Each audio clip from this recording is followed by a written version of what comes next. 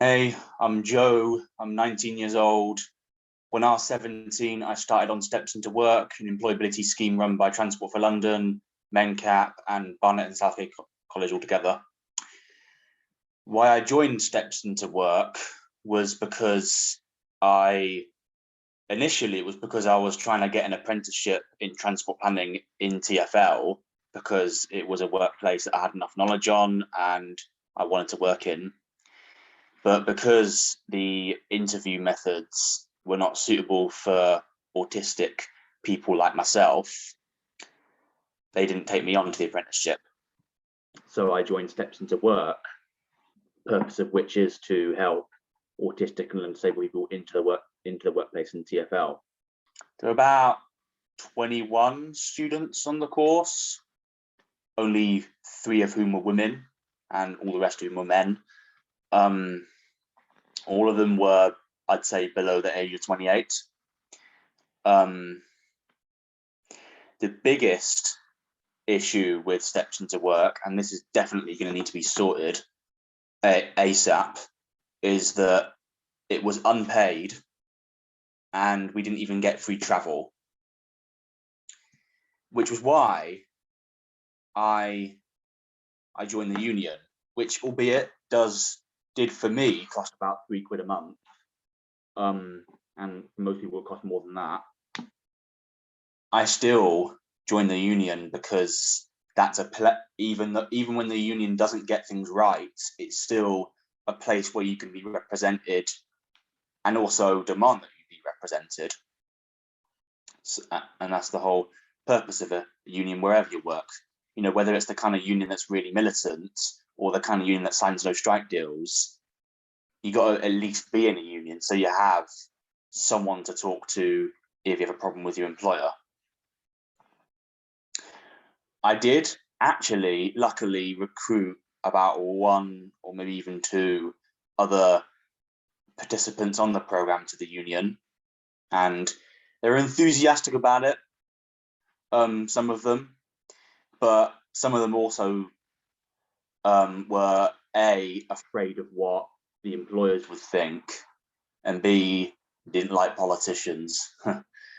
But I was completely inhibited to mention the union in the classroom just because, you know, I wanted to work for TfL and they don't want to employ people who like unions.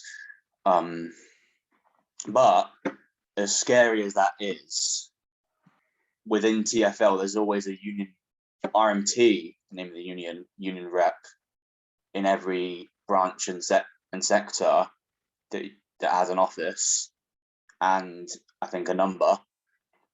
So as many obstacles as there are to joining the union, it's still possible to be represented.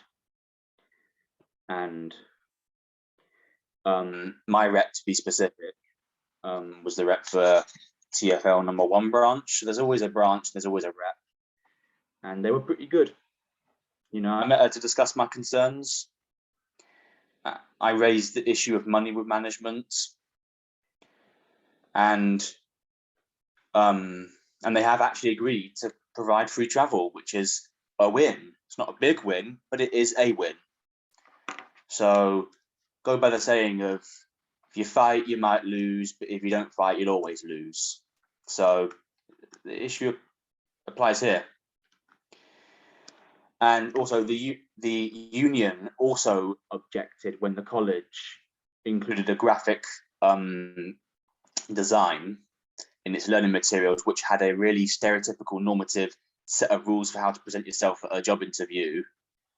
So what that means is it was a white man dressed in a suit, clean shaven, firm handshake, etc. As a result, this graphic was withdrawn. Hooray. Outside of being a union member, I'm also very politically motivated. I'm a socialist and a socialist feminist and an environmentalist and many other things. And I was actually keen to encourage my colleagues to get involved in some activism. So in around September 2019-ish, there was a nationwide climate strike going on one Friday. And obviously none of us could make it, but I got about 3 other colleagues to organise a walkout at work, but it wasn't really a walkout. We were just standing outside, holding a few slogans and shouting a few words, and released a video on YouTube. And we did that alongside a few other union members who had just come externally. And that was at Pier Walk in North Greenwich. So I also at one point went to a union branch meeting and voted in a union election, whereby I also met the regional young members officer, Rupert, his name is Rupert Pickering, joined a WhatsApp group for young members. Obviously I'm not anymore because I'm now unemployed. So as I said earlier about coronavirus, in March 2020, I didn't even complete the placement I was on, where I was working at South Kensington Station, training to be doing some work experience in being a CSA. But I didn't get to finish it because of the pandemic, and since then, the whole program was abruptly suspended completely, and we were ignored for months. We didn't have any meetings. We were set a few tasks, maybe once a fortnight, but that was the kind of task that you could get done in a minute. And we were just left with nothing until about October or November. It wasn't good, but had the union not kept pestering management about it eventually wouldn't have restarted at all. And when it did restart by around November, it was all online. It was no longer what we felt we had signed up to, which is why I personally left completing it. Not everyone left completing it, although some did, but I did. I tried my best to continue, but I just couldn't sustain it. So, look, steps into work is in the past for me now.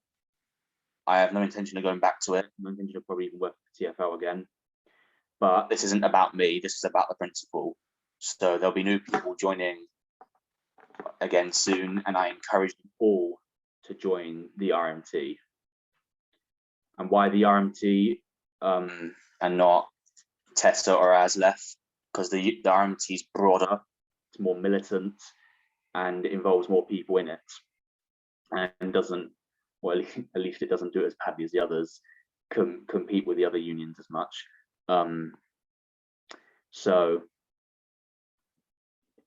Membership is now free for people who are on unpaid employability schemes. So money should not be an excuse not to join. And I've named all the reasons why unions are important and why this one's important. And I hope you join it and can feel represented. If not, demand that you be represented. So yeah, that's all I have to say really.